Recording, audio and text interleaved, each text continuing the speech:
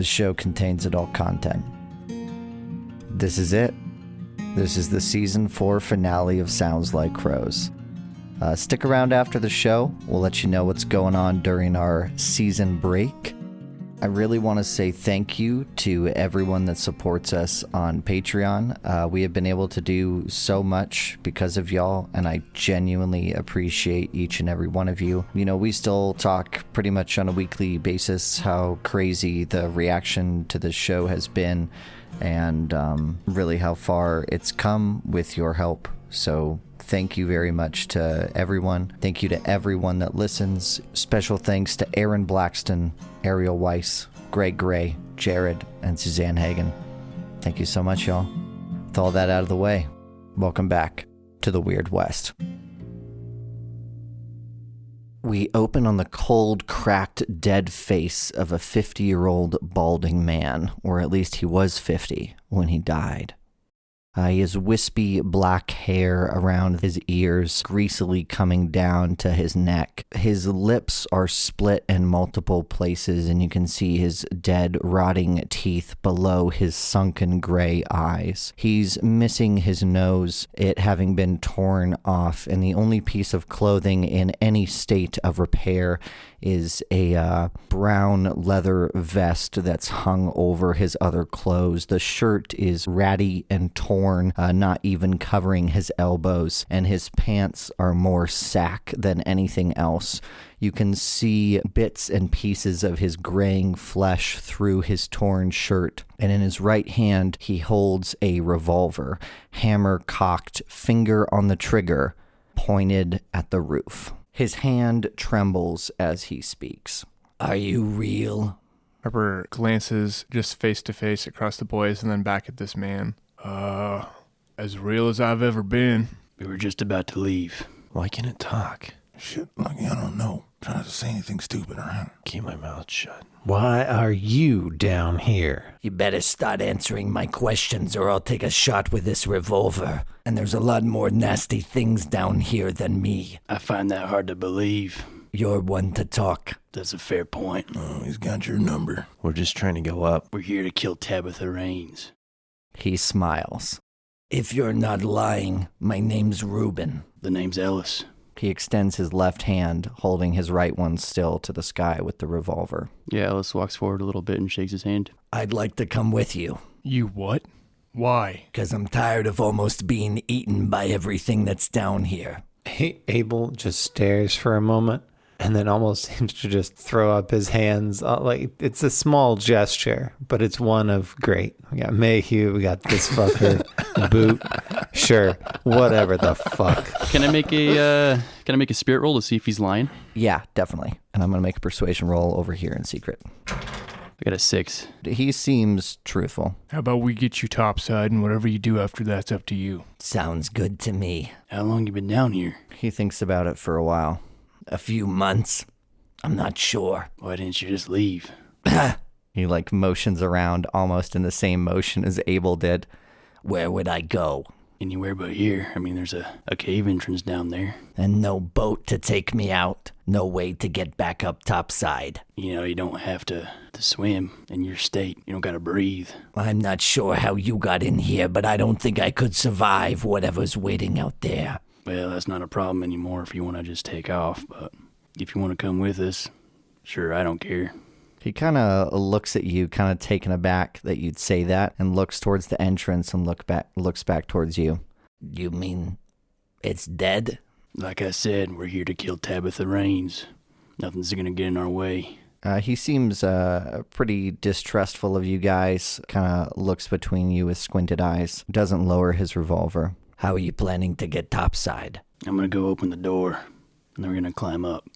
He shrugs. I guess I'll wait. You've got a better one? If I had, I would have taken it by now. I bet so. Before we go walking much further, Ruben, why'd she do this to you?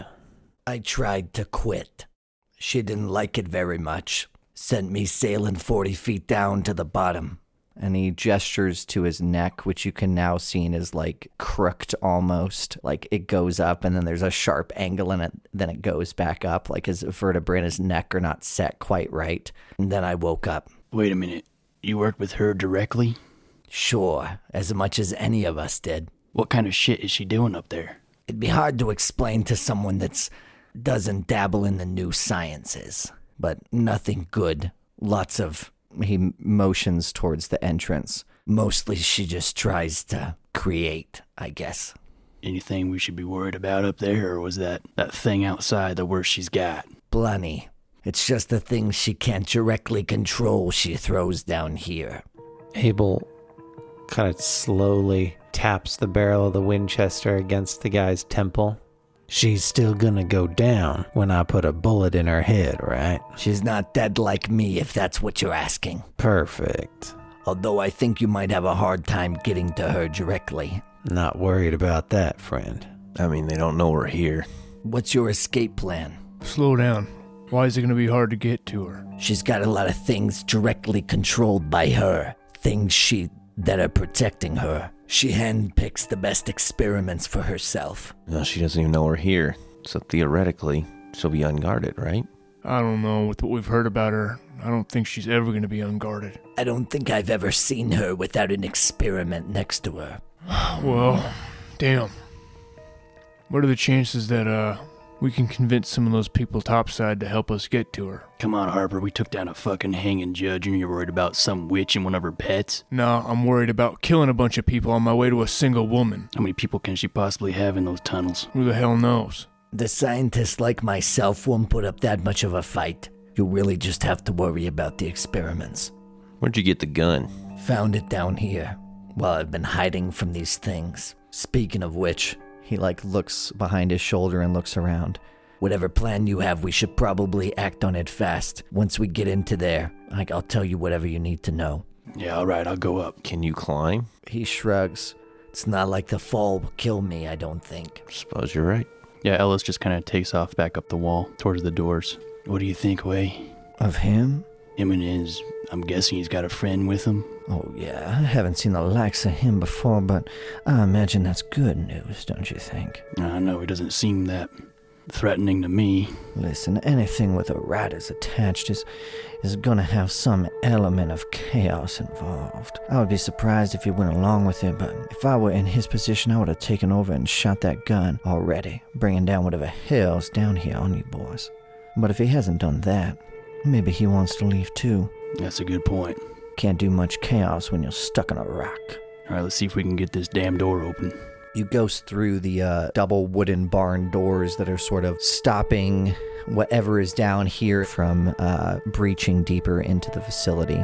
You go on the other side where we see these massive gears and these two steel wires that lead up to the top. You probably are going to have to go up to that mechanism. Yeah, that's my plan. I'd have to unghost to interact with it, so I'd have to get on some sort of platform. We get a shot of your hand reaching on top, and it looks like the floor here that your hand is being pressed down upon is riveted or grated steel, and something about it feels different to you. It feels heavier or colder than normal steel as you put your hands on it and then pull yourself up. The first thing that strikes you is it looks like they blasted or mined their way through parts of the rock and then built metal tunnels through it. This one area you're in seems to be a staging area. There are plenty of old steel boxes, ammunition boxes, barrels filled with different liquids, and perhaps a few old mine carts and mining equipment. A lot of it is covered in dust, and there are a few corridors leading off here. You find a winch that has the steel wire wrapped around it. Become corporeal and grab it and start to turn. Cut down to the floor of the cavern, and the crow boys looking up can see these barn doors being pulled up, and you're in a position where you could climb up. Oh, shit. Okay, well. And Thaddeus will walk on over to... After you, Thaddeus. Thaddeus will walk on over to the rail and give it his best. He hasn't been having to climb out of a broken mine shaft in... 7 or 8 years. Yeah. Longer than you can remember. Oh, perhaps. Oh, no. You don't. Got him. Does that make you Because mad? his memory got wiped. Yeah, he inexplicably feels a twinge of hate for Mayhew all of a sudden. All right, flat athletics rolls around the board. Let's see, everybody. Make sure you take the rope. Somebody hit me with that D6 magic. Oh, you got it. You heard him. He said he's going to use magic to climb. Uh-oh. Do you want to use a Benny? Mayhew and Old Boot both make it. Harper makes Is it. there any negatives? No, it's flat. You got a 3, Abel. You have 2 whites and a red. Thaddeus made it. I mean, if you don't, you fall. So Yeah, what, you're using it. We could probably help you up with a rope, too. Fine. I'll spend a... You're not going to be the only one to fucking fail. Hey, that went pretty good. Made it. Now you got a 9. So the raise. After about 6 minutes, all of the other crows join you atop this staging area, Ellis. The hallways leading off of here, their ceilings are covered in pipes. You're not sure what sort of liquid or other materials are running through them, but they themselves are all sorts of various materials from steel to copper, iron, and a few other metals you don't recognize. Everything here is solid metal, and you can hear that sort of like... as everything runs around you. Almost feels like a submarine or something, very cramped, just claustrophobic in the way that kind of man-made things are. Damn, boys, I really hate it here. Yeah, same here. It's all right. It should open up soon. There's something weird about this steel. Feels different. Well, it's that ghost rock. They use it to reinforce with this steel here. Talking ghost steel? What are you talking about? That's exactly what I'm Yeah, talking about. No, I've heard of that. You've not heard of that. This is the shit I tried to mine out before Mayhew came along. This is exactly what this is. Shut the hell up, Abel. So wait, what is it? Ghost rock or is it steel? I don't know exactly the process they go about putting it together, but they... Jesus Christ, just keep moving, you shits. I mean, we're fucking moving and talking, Abel, so relax. It's like how you add coke into steel. Coke into steel? Reuben waves his hand dismissively. They used to piss in it. Now it's just ghost rock. Does that make it stronger? That was the idea. Seems like they trusted enough to try it. Tabitha also has a theory that it stops some of our experiments, the ones that can move in ways we can't, from moving around freely. Oh, kind of like what he does. Yeah, there's like a look over to Ellis there. Well, that's a real convenient way for you to put a stopper in my ability there, Caleb. Pretty sure there's nothing about that. In You're Stone in a hard welcome. place.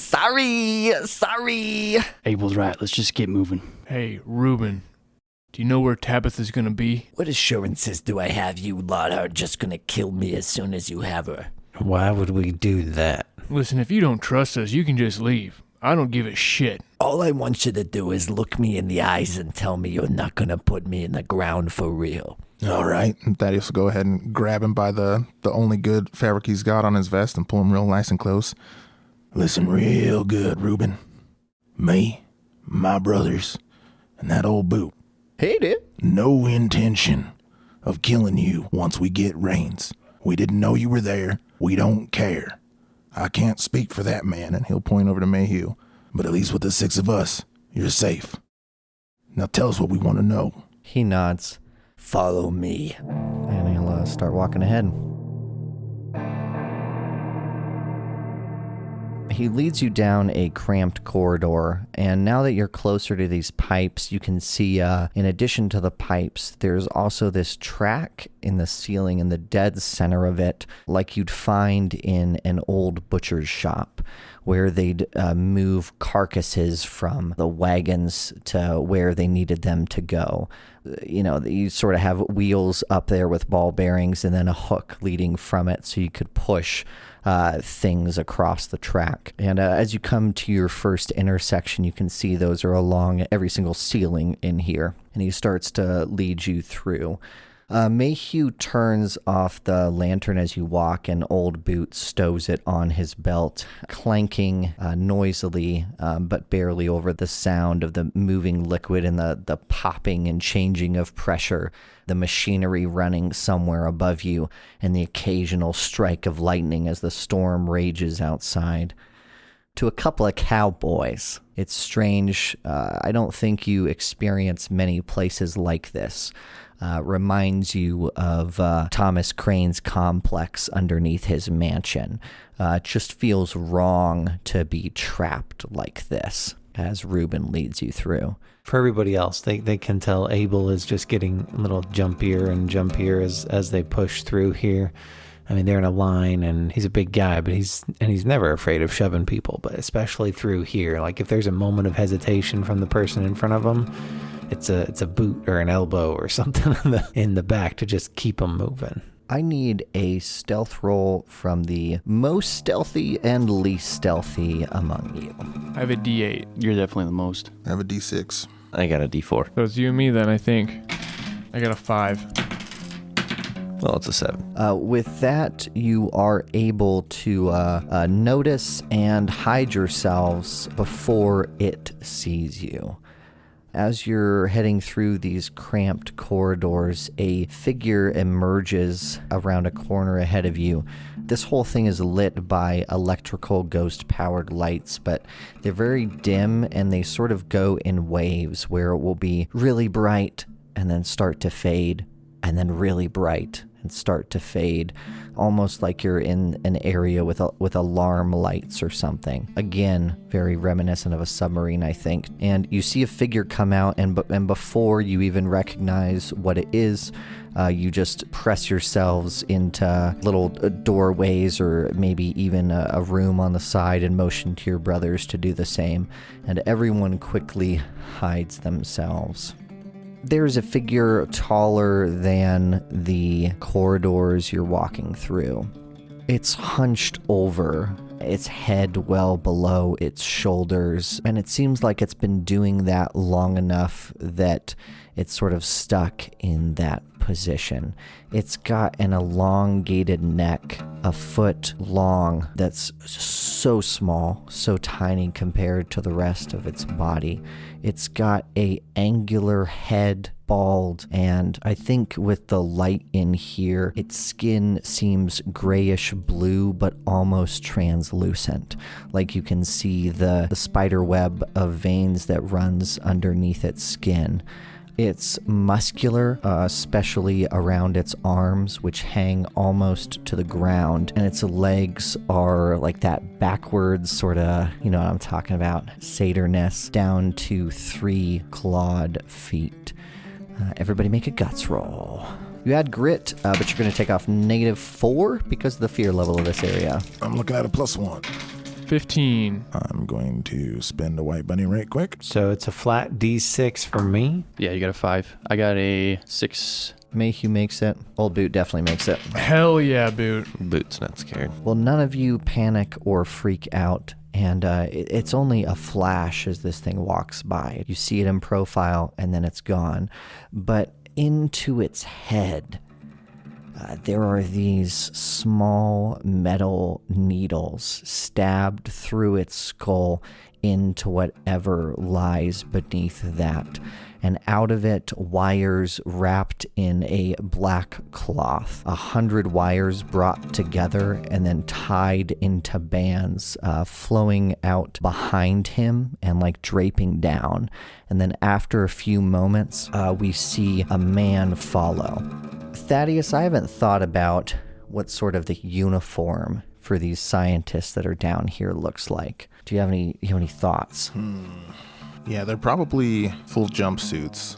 I'm trying to think of a color that's not just like white or gray. Probably, I would imagine like either gray or black, right? Because like I feel like bright would draw these things' attention. Gray maintenance man looking jumpsuits. Very nondescript. Just a bunch of janitors walking around. As he walks, you can see him holding this bundle of wires. And then as he continues to walk, it slowly like moves upwards. It's like you're driving next to an electrical line, a telephone line that like loops. And it loops up into a hook on those running rails on the top of the ceiling.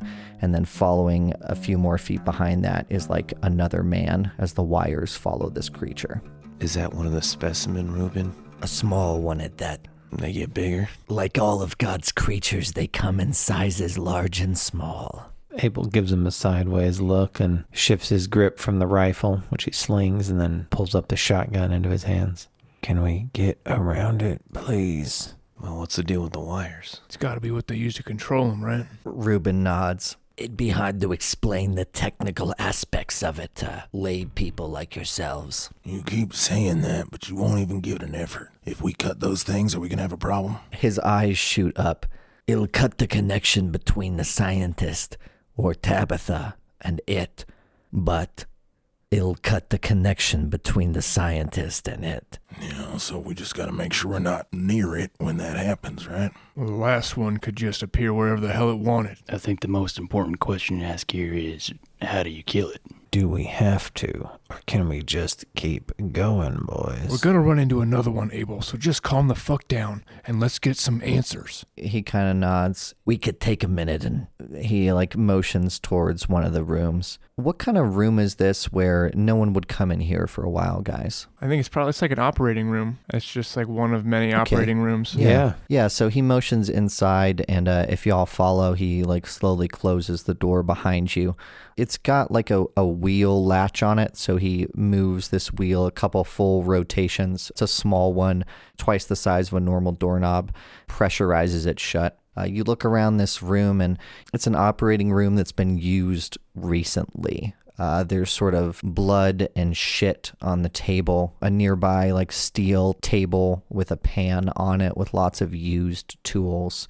The lights in here are off, but he moves to one and kind of flicks a switch, and magically it comes to life. I think you boys have seen some electric lights, but it's still not commonplace from where you are. From what we've been able to tell, most of the experiments, the subjects, they can be killed normally, but depending on the type, some experimentation has to be done to find the right way. It's like things you'd hear in folklore, like vampires and steaks, that sort of thing. Care to elaborate a little bit more? You obviously have some specifics. He shrugs. Sometimes you can melt off the face with, air quotes, holy water. Other times it's as simple as a bullet to the brain, and other ones we still haven't figured out how to kill. And this one? I've never seen that one before. Great. Are there any common ones? Some of them share traits, but they're all unique. Depends on the mother. Yikes. At that mention, Abel remembers why he's down here, and just looks around at the boys, checking each of their faces for that resolve that he finds inside of himself. Well, he definitely sees it in Thaddeus. Yeah, Harper is set on a mission. I don't suppose anybody's got any holy water, do they? Nah, I'm fresh out. Should have snagged some from the priest. We could find a storeroom, or we can go straight to the boiler room.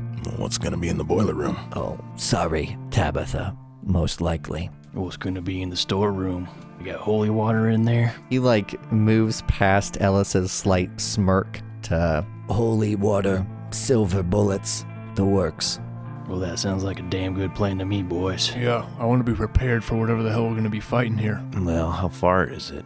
The storeroom's on the level we're at, and then if we go up to the pipes, that's where Tabitha is. Seems kind of like a no-brainer then. Where do they keep the ghost rock? Storeroom? There's another one down here. That one's guarded, though. That tracks. What do you want to do with Ghost Rock? I think if we end up needing to blow this place, we should at least know where it's at. It doesn't work that way, does it? Isn't this blow up? Well, if we can get our hands on some high explosives in one of these storerooms or somewhere around here, I reckon we can set it off. What you think, Thaddeus? You're probably right. I know that, that was part of Abel's plan in the first place, wasn't it? Aren't there women down here? They're up top. Then I guess it really comes down to, Reuben. What are the chances there are more than just those three walking around down here, besides the ones guarding that storeroom? There's a few for each level. A few, what is that, 3, 5? This is gonna be messy. Listen, I could stay here. The old man could stay, and anybody else. We could send he motions towards Ellis. the people that can maybe sneak past whatever guards there are. The other option is we could go after their power. We could try to turn off the lights. Yeah, we need to see just as much as they do. Yeah, I'm not convinced that these things can't see in the dark. We don't know shit about them. Yeah, that's a good point. Could we use the power to, I don't know, overload or something like that? What would that do? Well, usually these things are new and just like everything else we've run into, unstable, like Amos's arm. So you put it under stress it can't handle and it'll usually pop somewhere or another. I don't think there's any way we're going to be able to just sneak our way through this, boys. I think we just go through, and whatever gets in our way, we take it out. Well, I don't want to fight any of these things if we can avoid it. At least not the ones that ain't around Tabitha. Yeah, our regular way is pretty noisy, Ellis. I don't think that's gonna be It's going to be noisy no matter what. We may as well start the fight rather than wait for one of these things to get the jump on us. How good's the communication in this place? If we start a fight down here, they gonna know upstairs? He nods like a person that's forgot to tell somebody something, and he like moves over to the wall and knocks on like a small grate. They've got these communicator boxes. They can talk from any location to one another. Jesus Oh, Christ. damn, what is that, like they just got telegraph wires all over the place? It's a voiceogram. We can talk between us or through talkie boxes on the top of the corridors. Holy shit. Well, that's not good for us. Nope. State of the art. Well, how easily... How do we shut that off? He shrugs. Kill the power, I guess. All right, well, that gives us one pro for cutting power. Well, shit, how are we gonna go about cutting power? How easily can these things move between levels? Because they hooked up to the ceiling, ain't they? Not easily at all. They all have very limited ranges. Alright, so we would only have to deal with the ones upstairs then. So if we ain't have to start a fight down here, let's at least wait until we get to Tabitha. I like that bomb idea, and then, yep, you ain't half bad either. We ain't doing the bomb until we get the girls out. I hate to be uncivilized, but since you're... Mayhew like nods towards Harper with his head and then just stops for a second. I mean, does anyone care about the women anymore? We're getting the fucking girls out. Harper just stares daggers at him. You weren't there, Mayhew. You ever interview any of these women? No. Well, it sure would be patriotic of you to protect these women as best we can. From my time with Mondragon, it seems like these women are getting paid to be here. Like they chose it. If they chose it, they can die for it. Well, that's not how this is gonna go down. In the background, Abel can kind of be seen with a half shrug. We're getting them out, and that's the last I'm gonna fucking hear about it. Mayhew like puts up his hands, puts his head down, and backs up like, fine. Old Boot says, well, what's the plan then there, boys? Get to the storeroom, see what we can find. Holy water, silver bullets, you know, the whole lot. You know, I could go ahead and make a distraction for you, boys. What kind of distraction? Well, I don't know, just start shooting and screaming and hooting and hollering. Sounds a little risky, Old Boot. Well, I could tap a rope from where we just came from and then just shimmy on down there, head on back to the boat. Then you're gonna have to go through that place with all those damn things. I think you should stay here. We're going to need all the firepower we can get. There's a dead man afraid of what's down there. So, I don't know if you want to go back by yourself. Old Boot nods. Well, I thank you boys for looking out for me. Well, so I guess I'll stay with you. Listen, Rupert. No, but that's good. Is it Reuben? It's Reuben, Okay, yeah. I'm going to do Rupert still. Yeah. Listen, Rupert. If you were trying to kill Tabitha Raines, which we are right now, with all your knowledge of this facility, what would you do? There's no reason for anyone to think we're down here. None at all. They've basically excluded the possibility that anyone could make it through the channel with that thing guarding it. That means that if, say, a few scientists had to go give her some reports in the boiler room and we were waiting behind them, it'd be easy enough to go in and shoot her. You'd still have to deal with whatever subjects she had hooked up, but it seems like you aren't afraid of that very much. You scientists would be willing to sell one of your own out, you think? Yeah, I mean, you lot don't seem very happy down here. I'd say the smarter you get, the more afraid of death you are. And we certainly got a lot of lead to instill a little fear. Yeah, but with the things we've seen, maybe lead's not what they're worried about, Thaddeus. Whatever we do, we better do it fast. I'm not a fan of hanging around here waiting for them to find us. If the best plan is to go take her out, I say fuck the storeroom. We don't need holy water to shoot her dead. We're still going after the girls, Mayhew. And we might need it for whatever thing she's got. Yeah, we need to stay alive. Thought you'd know better. You really think we're capable of killing every goddamn demonic monster in this place? I don't think so. No. Then why not just go in, shoot her, and fucking leave? Because if the thing that she has at her side can only be hurt by silver bullets, then what the fuck are we gonna do? fucking run after we put a goddamn bullet in her skull. It ain't gonna work out like Exactly. that. And both of you know it. Yeah, that's Harper fine. points I'll at just them. stick him in the shin, and then we'll leave him behind. Like the man said, we don't even know if goddamn silver will put him down or holy water, whatever the fuck. You know how long I've been doing this, how long the agency's been doing this. And You how have to- little information you got out of it? Yeah. Fucking exactly, Kane. How are we gonna know how to kill these things? What, you're gonna stop shooting it to throw holy water in its fucking face and then pull out the goddamn silver bullets and load it in your gun? Are you fucking crazy? If this was the plan you wanted to go with, you could have done this anytime, but you waited for us. So how about you sit back and let us figure out what we're gonna do? And we'll load up the silver bullets beforehand. Exactly, Ellis. Exactly.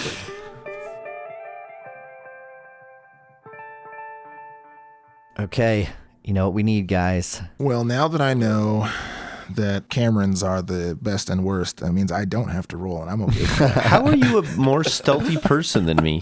What the fuck is He has that? I to gotta do fucking six. sneak around and like he has to like. What's Abel's excuse? What do you have, Abel? I don't know what He's a I'm saying. soldier. I have a D4, but at least I'm trained. Ah, fucking trained. Wait, in everybody's stealth. trained. Everybody's trained in stealth. Oh, so That's why I have You a don't D6. take it away It's from you're me. tied. So then, yeah, if you're tied, then why don't you roll this time, Abel? Oh, no, that means I have to roll. Listen, you can hand it to me. I'll Oh, roll. come on. Well, Okay, good okay, start. okay. Blew up a 4. 4 That's a 4. into a 4. And we have to roll it again. No, there it is. That's a no.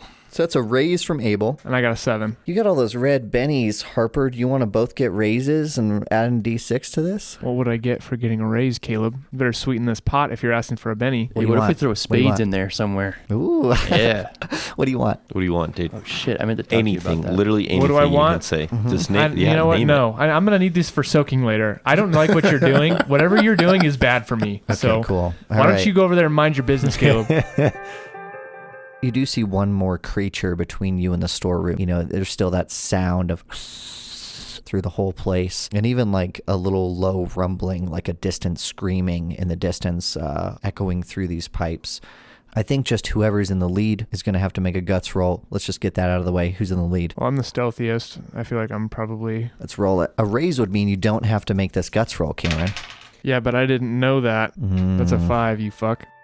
This thing is almost canine in shape, but its like skeleton is a little more pronounced, like it's trying to be pushed out of its skin. Its fur is matted and gross, and instead of the face of a dog, it's like a alien's idea of a human face.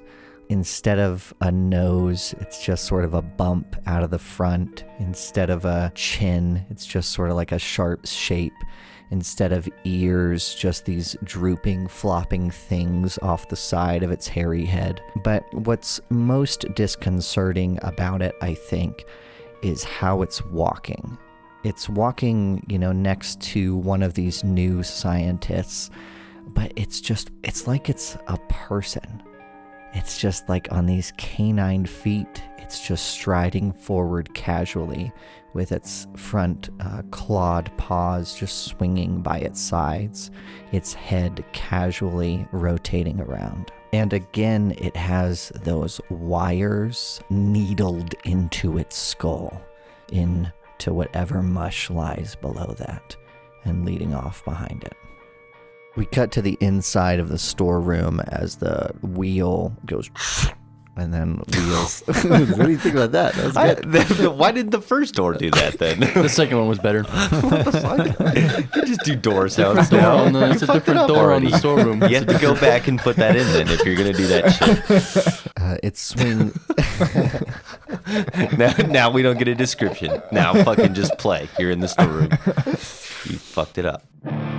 We cut to the inside of the storeroom as the wheel twists open and then is pushed in, and the small amount of pulsating light hits the steel floor, and the Crow boys enter.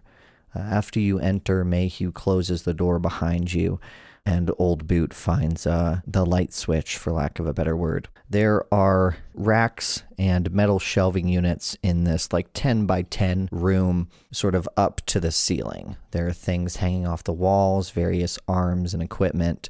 There's probably a few little sections of ghost rock in here. What kind of stuff are you guys looking for? Thaddeus is going to take a few pocketfuls of that ghost rock. Yeah, Harper's gonna do the same. Thaddeus, you get 5 ounces of ghost rock. Harper, you get 9 ounces of ghost rock. Ooh. I want silver bullets. Yeah, you find some silver bullets in your caliber easily. Oh, yeah, there's Yep, silver doing that buckshot. Yeah, there's got to be. Okay, so I'll There's probably grab a few of those. silver brass knuckles. Oof, that's a bit of a stretch. Yeah, it is. That's a bit of a stretch. Well, if you could spend a Providence chip, you could do that, but you can't. You could spend a Benny for it. Could I do the good old cloth and bullet trick like I did with the judge? I mean, it makes sense to me.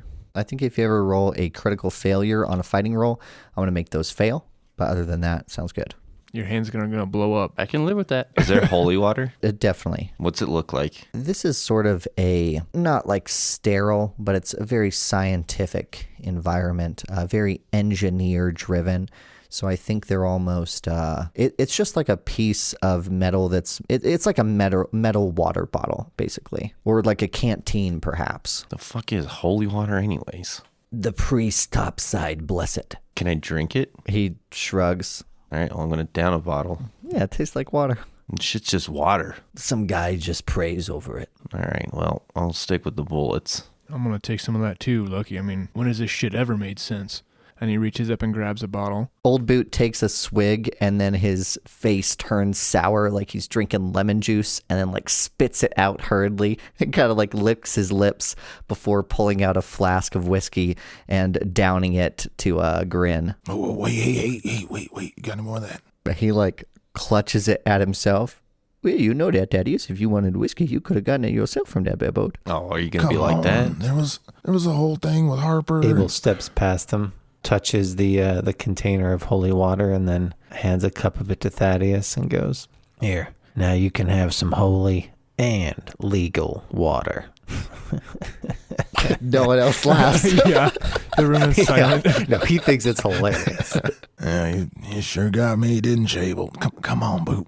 I don't even need a lot, just a little. Old Boot has one hindrance, and it's greedy. He's a greedy son of a bitch, dude. What do you want from him? I got a hindrance for habit drinking. I got to have some of this. We're at an impasse. Make a persuasion roll at -4 to overcome his hindrance. Yeah, okay. Give it a shot. I mean, Roll it. What's the worst that could happen? Unless you want to intimidate Old Boot. No, Don't. I would never. Also, I'm better at persuading than intimidating.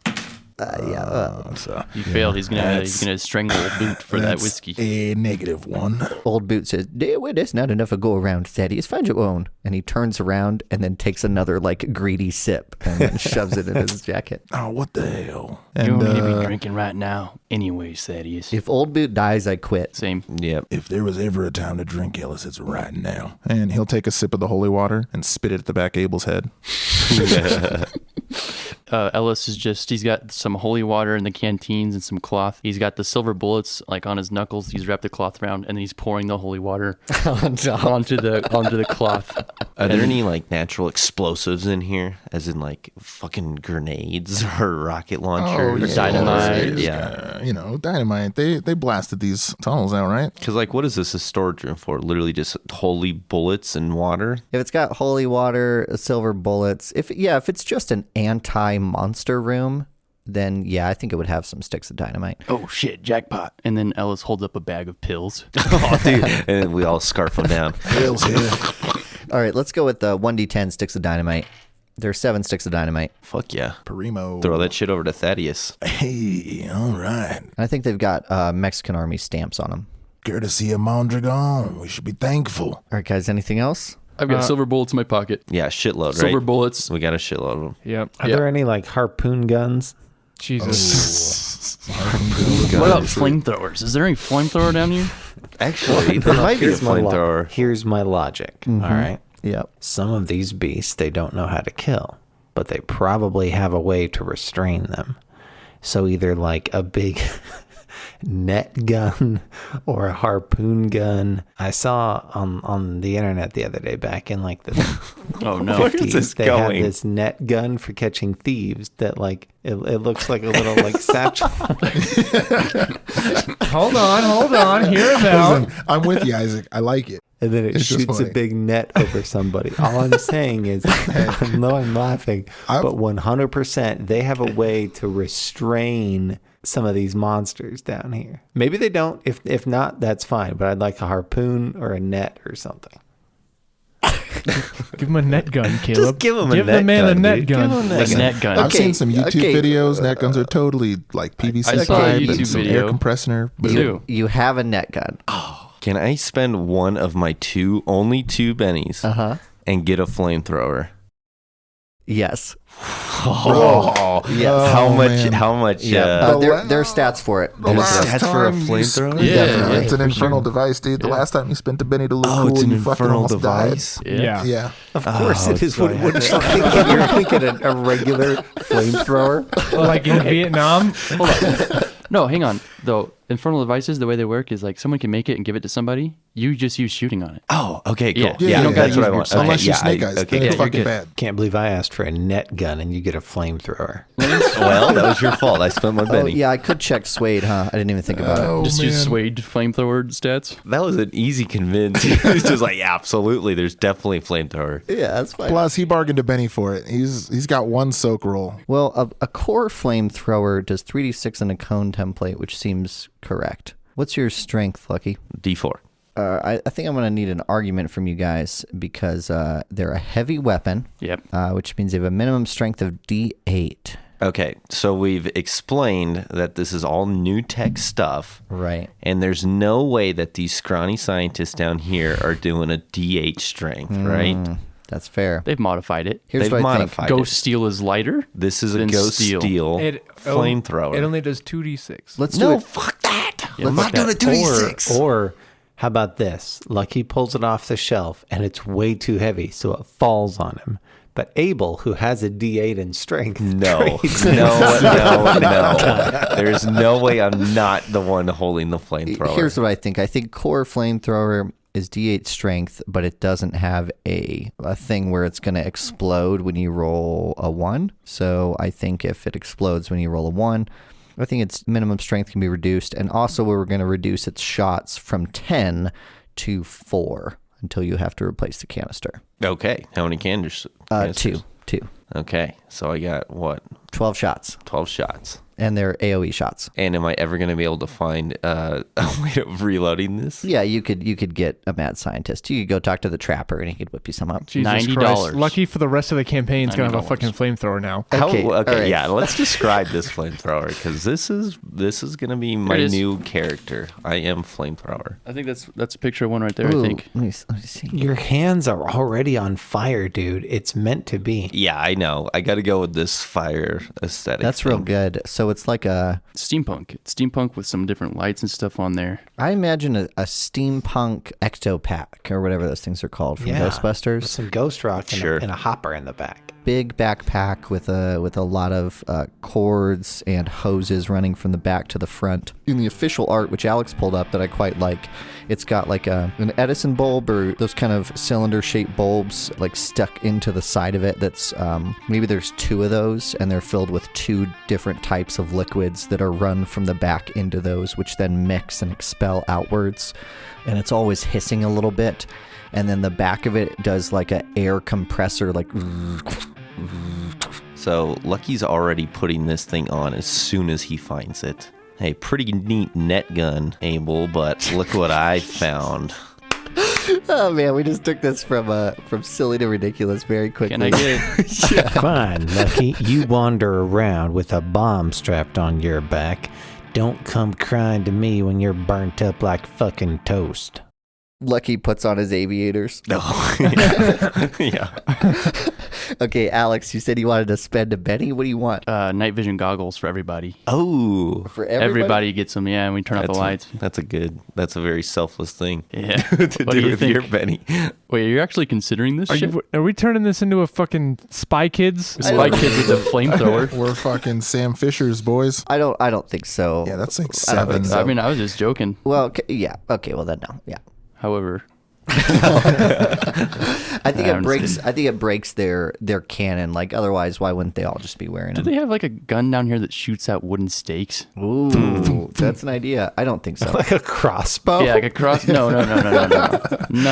Yeah, Buffy had one. No, like a blunderbuss, but with Wooden stakes. I don't think crossbows will count against vampires for one. There was one in Dude, Grimm They got to too. be much thicker. A weapon in Bloodborne was literally a fist gauntlet with a stake on top, and you would literally that would be punch, dope. and it would shoot the stake into whatever you were punching. That's season 6, Alice. Only two haven't- seasons. We Only haven't two. fought vampires Only yet. 2. We're gonna get there, dude. I mean, look at what we got so far: flamethrowers and shit. Werewolves. Werewolves, Witches, silver. mad I think I'm just gonna go with the scientists, silver. Maybe I'll just douse all of my clothes in this holy water. How much?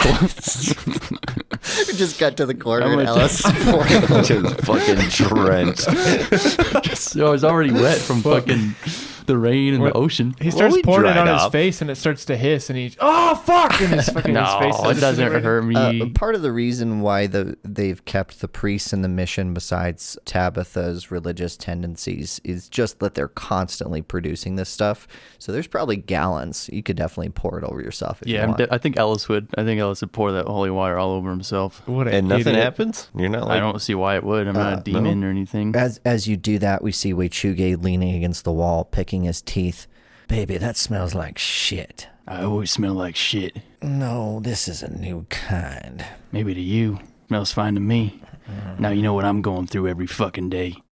Keeps picking his teeth. I keep pouring that holy water. drenched, dude. Well, there you go. Just sopping wet, and he's still pouring. I like the idea of like a slow motion walk shot, and we see Lucky in this fucking aviator flamethrower. We see Abel with his net gun. We see Harper flipping around, his mechanical arm steel coming out.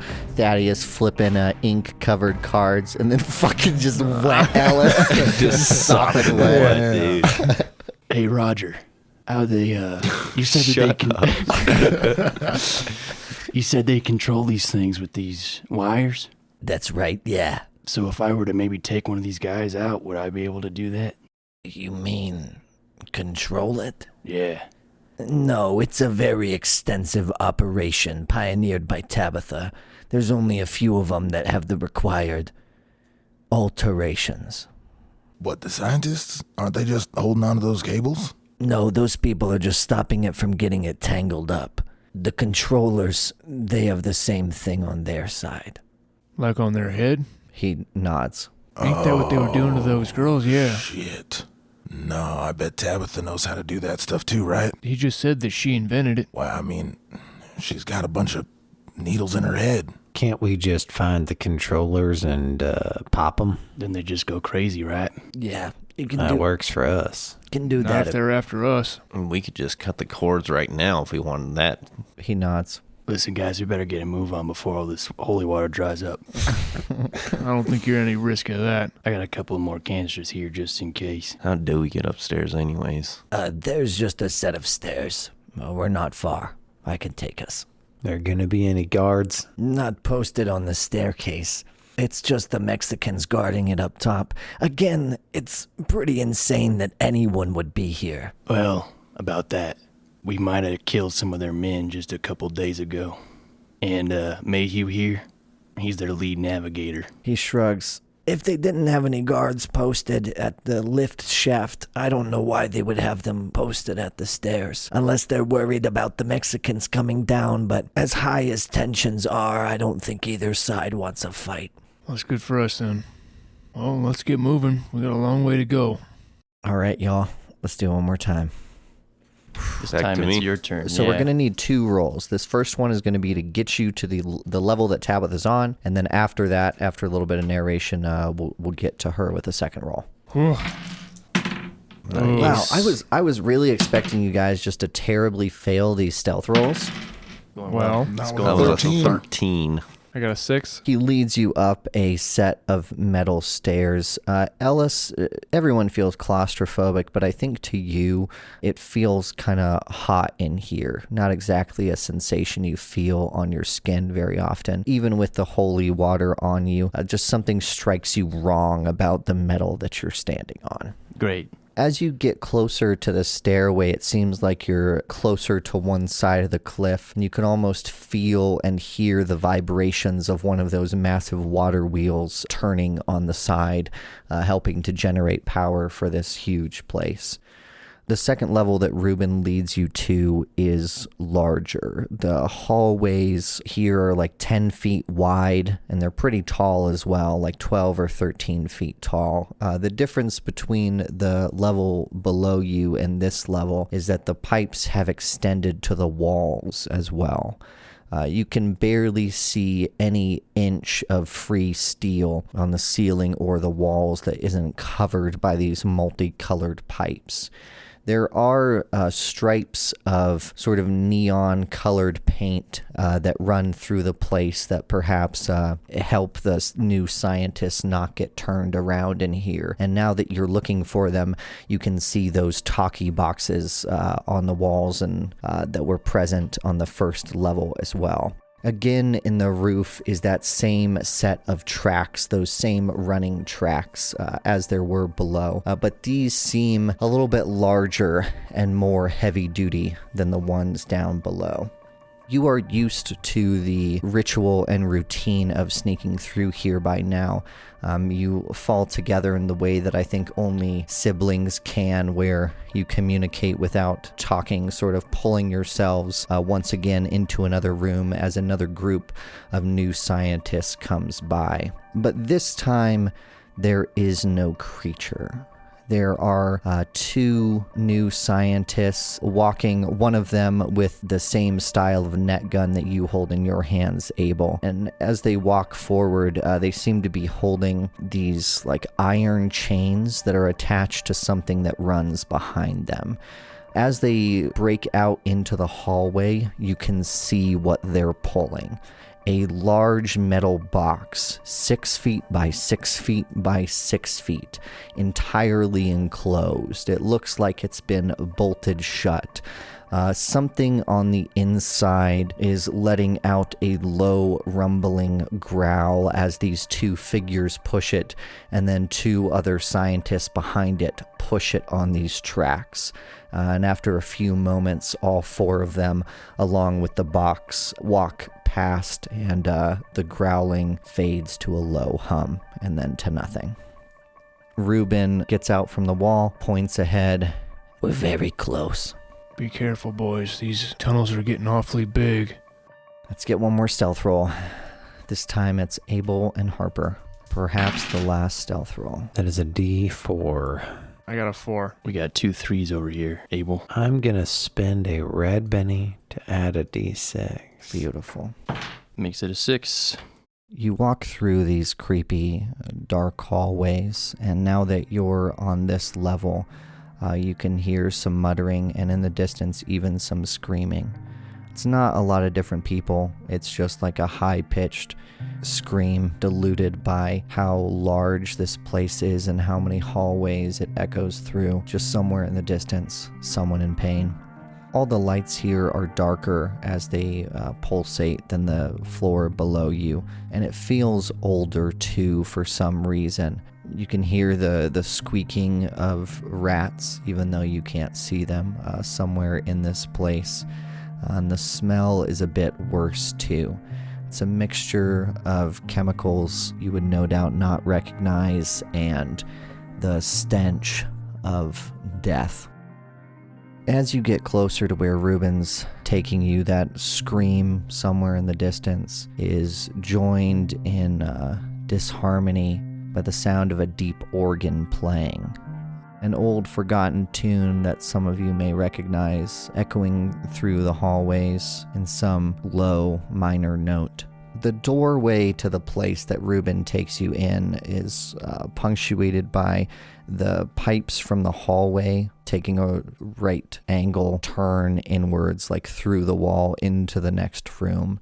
The doors are a bit more ornate than some of the other ones. I think they're wood, not made for this place, but taken from somewhere else. Like floral pattern designs in them, and they seem burned as well as being wood burned into this thing.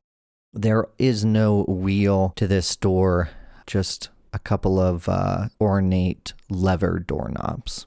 As we approach the door, Harper is starting to look a little distracted, a little lost. I think as soon as we make eye contact with that door, he kind of like holds up on one of the walls and is just standing there running his hands over this rifle. He kind of steels himself, feeling the details, looks up and kind of nods to his brothers. Reuben looks around and says, This is the boiler room. This is where she holds up.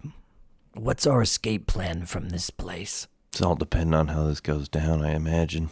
Either the ship at the bottom or the ship at the top. Either way, we're going to have to stop up top. We got to get those girls out. Sounding like the ship at the top then. That means we gotta keep this quiet with Tabitha. Quiet as we can. Abel kind of holds the net gun up. you boys, you want me to keep a lookout, tell you if anything's coming, or you want me to get into the action there with you? Lookout might not be such a bad idea. Yeah, I was thinking the same thing. I'm sure as hell coming with. You sure as hell are. If it's all the same to you, I'd rather stay outside as well. I wouldn't be much use in a fight. Yeah, you've been useful enough, Reuben. Just, remember I told you none of us are gonna kill you. Don't get any of us killed. I never caught your names. Good. The doors are levered open and pushed inwards. We get that camera shot that's above the door as they swing in, and the crows walk in underneath it as the camera tilts up to take in the room that you see.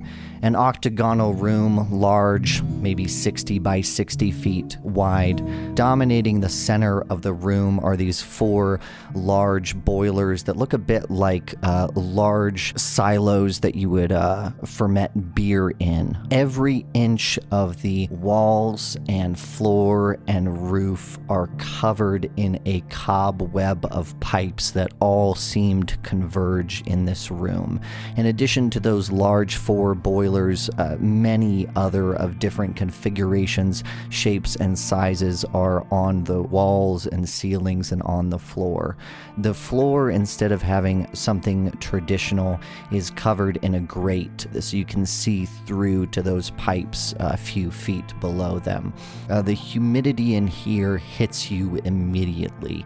It smells a bit like a swamp as you enter, and there's almost a light mist or fog that is in the room, and the sound that hits your ears is a beautiful piece being played on the pipe organ that is somewhere between you and those boilers.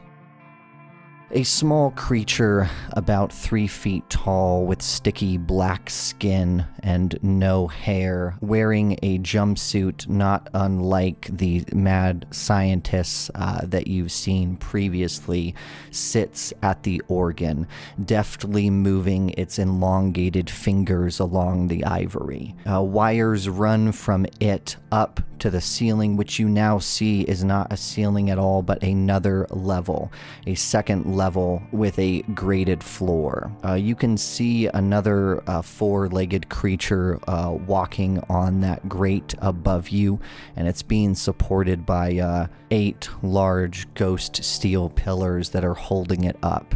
Another creature fiddles at one of the boilers, whose cords also run to the ceiling above you. As you enter, I think the organ playing stops. I think we just start moving through. I mean, this thing looks at us. It doesn't move to attack us, does it? It doesn't even look at you. It just stops playing, like a puppet whose strings have been cut. So Harper's more concerned about that 4-legged creature upstairs. Yeah, you glance up, and it's hard to make heads or tails of it because so much of it is covered by this thick grating. You can see 2 inquisitive eyes, large, like saucers, looking at you through the thing, as its nose is an inch away from the grate, breathing heavily. I think he looks towards his brothers and then starts moving towards a position where he can see around these boilers and potentially start moving towards those stairs. I think he's just going to try to find Tabitha. Thaddeus is gonna quickly jab Abel with an elbow real quick and point over to the boilers. Well, there's your bomb right there. That'll do nicely. There are some sections of the grating missing around the boilers by like a foot or two away from them, so something could fall or climb up through the area near them. There are 2 ornate small wooden spiral staircases that take you from the bottom level up to the top, and I think if that's what you're going for, Harper, that's where we are. As you move to the staircase, the small creature at the organ starts to play once more. We follow Harper as he puts a hand on the rail and slowly walks up inquisitively. As your eyes break the surface of this grated second floor, Harper, you also come around the boiler, and your eyes land on something that your brothers could not see from the level below you.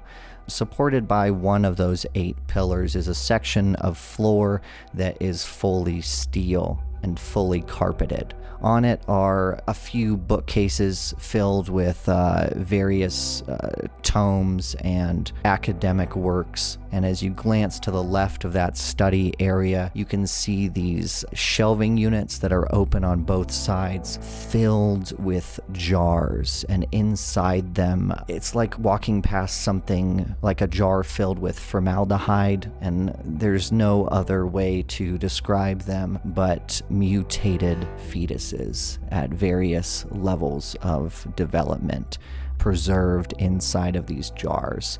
And then as your eyes glance back towards the study area, a large figure keeps watch. 2 legs like tree trunks, again, the sticky black skin, not unlike your friend Morbo Mimosa. 4 delicate and spindly arms hang down to the carpet and even seem to roll and like fan out. And the appendages at the end of them, if you can call them fingers, are these like almost tentacle-like appendages at the end. But they still remind you of human hands, as you can see fingernails on them. All of that leads up to a head that's more cylinder than anything else, with a small dome at the top. Bits of its face seem to be cut out, and you can see some purple grayish muscle around its sunken black eyes. You can't see any teeth, but you do see a mouth that goes from one side of its face to the other in a slight grin. Wires from its head, along with the other creatures that are in this room, run up to the ceiling, and you look up, and there are more wires than even the creatures that are in this room. And as you follow their path along the ceiling, they all lead to one person, who you can only assume is Tabitha Raines. She's sitting at a roll-top desk with more cubbies than you can count, all of them stuffed full of different theses and projects she's working on. But something that grabs your eye immediately is one cubby in particular, stuffed full of black envelopes. Harper continues to walk forward. He has Grace's rifle in his left hand, kind of like at his side, and he just takes a few steps forward. I assume his brothers are following him. Oh yeah, for sure. We're not going to let you go up there alone. Right. Are you crazy? Tabitha's a plump woman wearing a tweed 3-piece suit. Her black curly hair on the side of her face that is not shaved is sort of dangling down over her eyes as she scribbles furiously on some project on the table. Wires run from the shaved side of her head to connect with up to the roof to this pulley system and then out to all the creatures.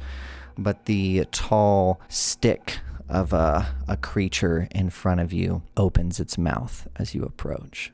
I think he gets within 15 to 20 feet of her. He kind of stands there, keeping an eye on this creature, and glances over to her and then just says, "You must be Tabitha Raines. We've been looking for you."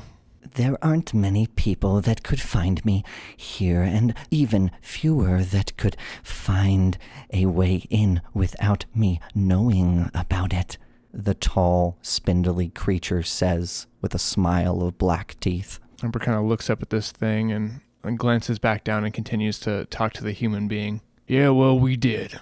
So, Let's talk. Please, I would like my experiments to not be disrupted by whatever your aims are. I'm sure we can decide a course of action to facilitate negotiations. Facilitate negotiations? Well, boys, I don't know.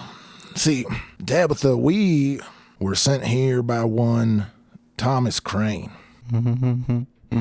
Yes. Given what we saw from the last bit of work you left with him, I assume someone of your, Talents. yeah, that's the word, talents, can probably ascertain the reason for our being here. Of course, but if you are, Crane does not exactly have friends. I'm sure if whatever I can offer more. I don't think I really give a shit about what you have to offer. Then why don't you tell me why Crane here? That's what I want to know. Why does Crane want to kill you so bad, Tabitha? What's your side of the story? The tall creature smiles and her head turns slightly back towards you and then turns back to her work. Crane and I disagreed on the procedure for experimentation. He wanted more than I could give and unethical. When you say unethical, what do you mean? I mean that I simply want to advance what limited civilization have where Crane only wants for himself. Right. Yeah. The methodology of his research that he not sustainable. He did not want control through technical means, but through conventional ones.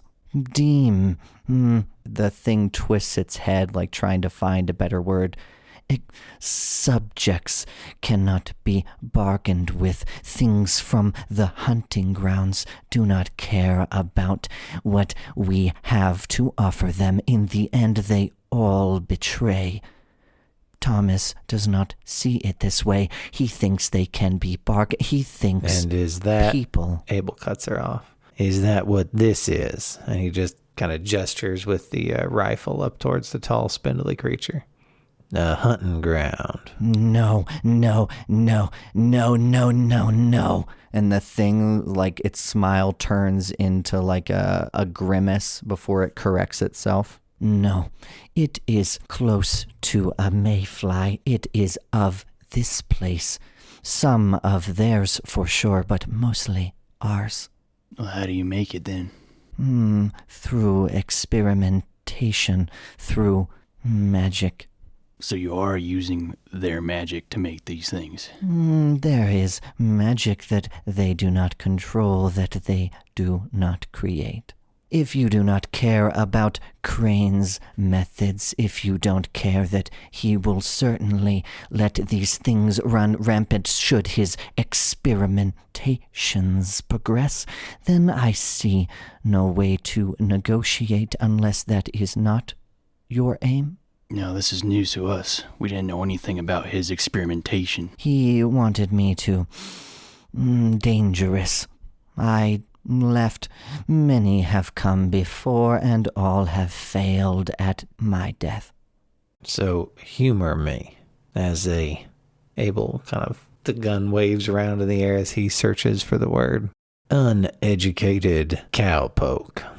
What am I talking to? Tabitha Raines stands up from her desk. You're talking to me. Now that she stands up, you can see the same thing Thaddeus saw in his hunch.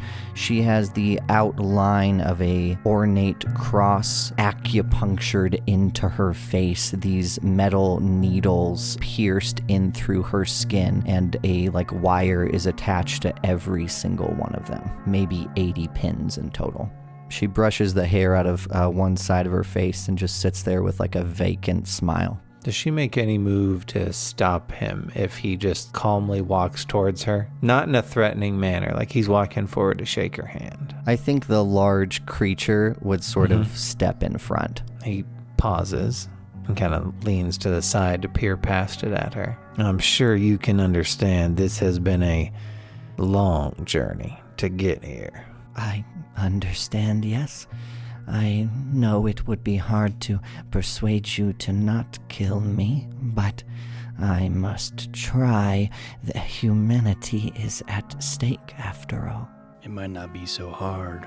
You talk about humanity. Well, what are you doing to all them women? That's where these things come from, isn't it? They are volunteers. They signed contracts. The Mazers have no problem with our agreements, as neither do the Mexicans. Any sort of authority you would ask would say that we have the legal approval. Legality is not equal to humanity. And if you asked any of those women that we saw, the ones that escaped from you not too long ago, I'm sure you'd understand that what you're doing here is incorrect on many human levels. I must do the work that is required. If they change, they are warned that it will be a 9-month process, and there is no backing out. They are free to go once the experiment is complete. Am I the only one that's alarmed that she just mentioned that Thomas Crane is involved with the fucking hunting grounds? I think we deal with that later. I agree. Abel gestures towards a chair near her desk. Do you mind if I have a seat? And he places the rifle on the ground.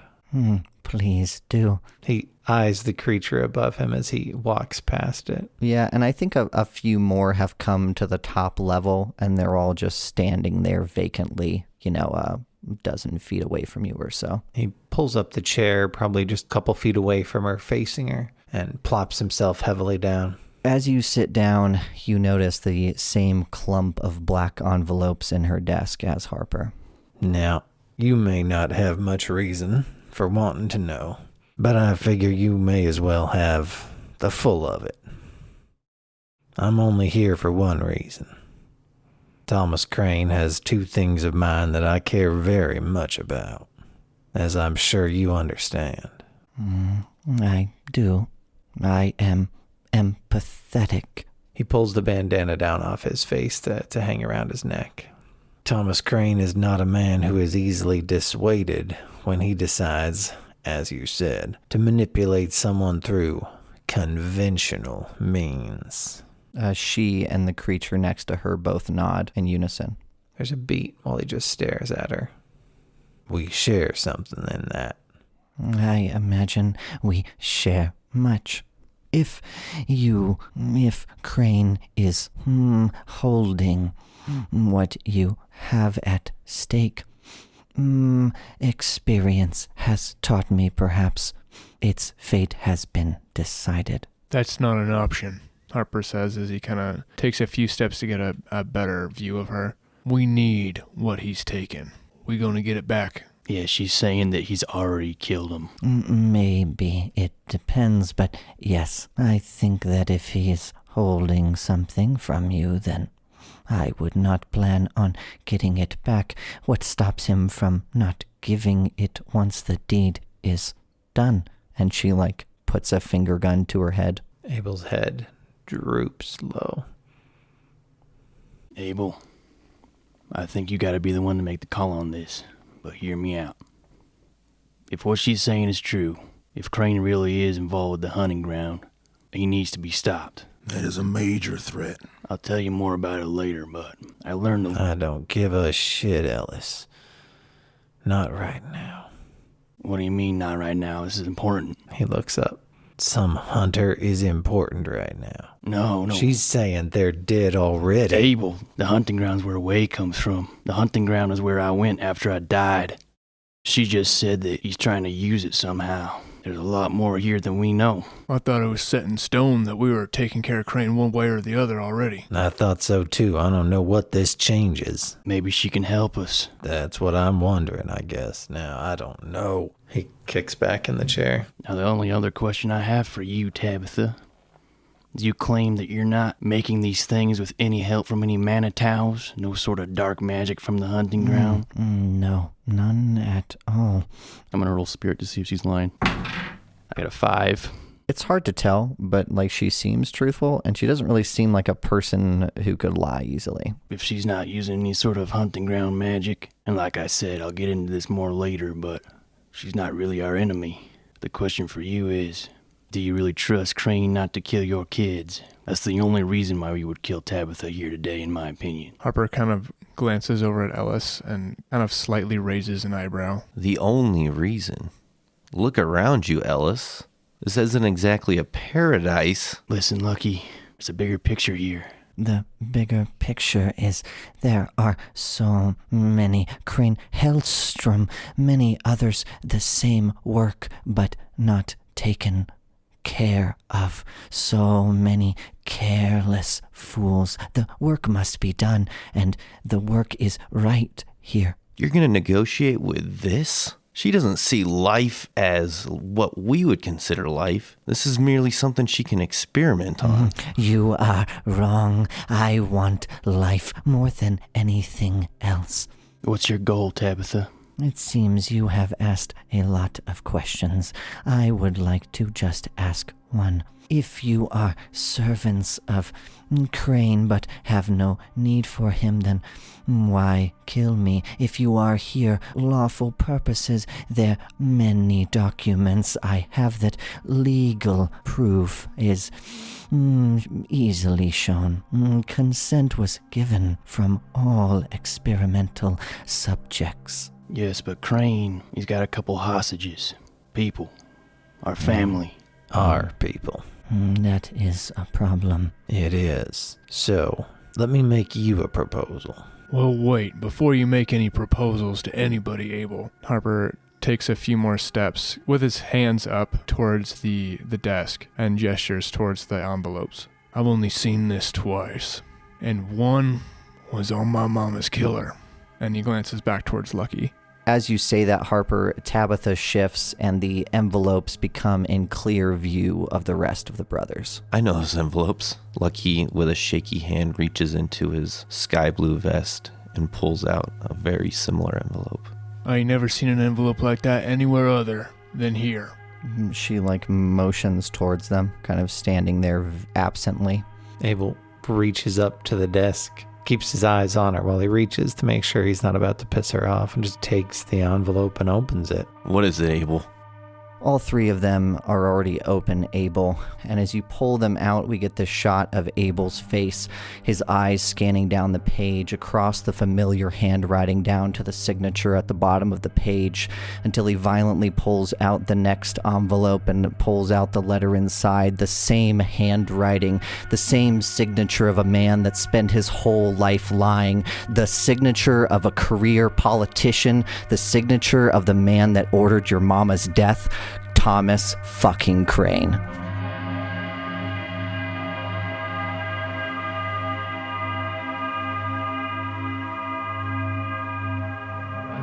We cut to Hiram's face.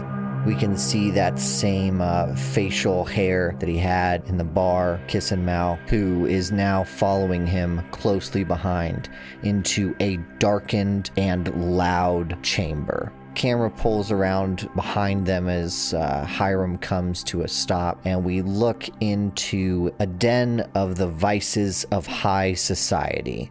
We cut around the room quickly to different tableaus of betting, prostitution, opium, a cockfight in one corner, but dominating the center of this iniquity is a large boxing ring with velvet ropes stained to a darker red by the blood of fights previously fought. Hiram's eyes remain fixed on the ring as Mal's eyes scan around the room as he comes up to his left shoulder, and we get a shot of both of them in frame, Mal just a little bit behind Hiram. It's loud in here. People are yelling. Large amounts of money are being thrown around, and every punch that reverberates in this arena sends ripples of shock and cheers throughout the crowd. Both Mal and Hiram are dressed appropriately for the occasion. Mal shakes your shoulder and leans into your ear so you can hear him. Hiram, I think I have eyes on Beauregard. Who did you want me to have him introduce us to?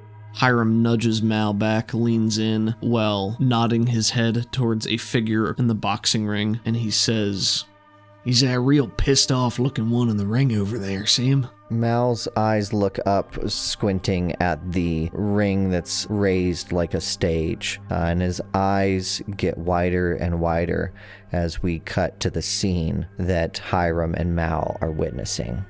It is a match that is heavily unbalanced. One figure shirtless with ratty shorts and wrappings around his leg, covered head to toe in what appears to be like dirt and scars.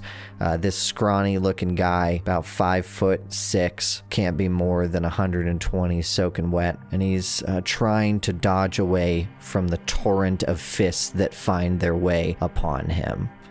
These large, meaty clubs of hands come down on him, and we see one connect solidly on his jaw, knocking the bottom of it away and his head following into the ropes and then bouncing off and slamming down into the board below. As he looks up with a dazed expression, blood pouring from his mouth, he squints against the light as we cut up to the figure that put him there. He's not much older than Hiram, but he does have a commanding presence, no doubt aided by his physique, which between his athleticism and his height makes him stand out against almost every other figure in this room. A gorilla of a man, shirtless with silk bright blue shorts. He's got wraps around his knuckles that are covered in blood. And we look at the chiseled jawline of a 24-year-old Thomas Crane.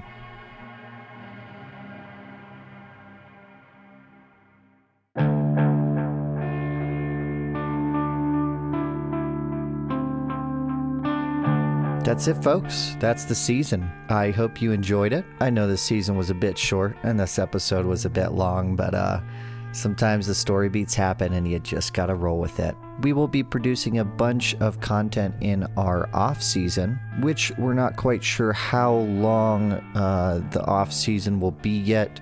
It will likely be our longest one yet, but there is some pretty exciting stuff that we're going to have come out during that time that I can't talk about yet, and hopefully things will make a bit more sense in a few weeks. But we'll keep you updated. Follow us on Twitter, check our website, and then just check your feed. If we don't produce content for a couple weeks in a row, I'll post something on the main feed to let you know what's going on. Huge thanks to Rudy Zuniga, Levi Rojas for a lot of the great music in this show. Couldn't do it without y'all.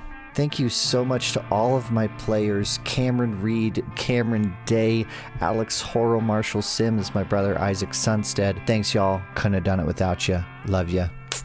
Huge thanks to Doug and Allie for so much help this season from RPG for You and Me.